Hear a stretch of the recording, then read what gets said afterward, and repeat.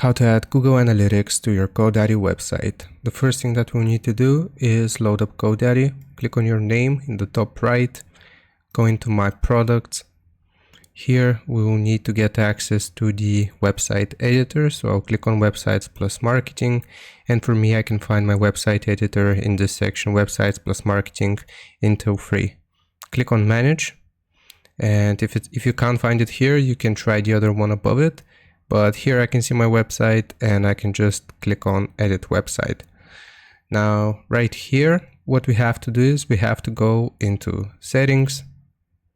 Now from the settings, we will go into Google Analytics, and it's going to ask for our measurement ID or tracking ID.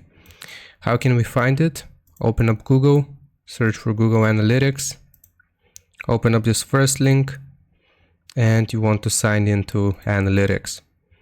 Now right here, I'll just change my account, and here you will be able to see your measurement ID. Copy this, go back into GoDaddy, paste this link here or paste this code. Looks good. Now publish your page to kick off the Google Analytics tracking. If you click on publish, then this will connect Google Analytics with your GoDaddy website.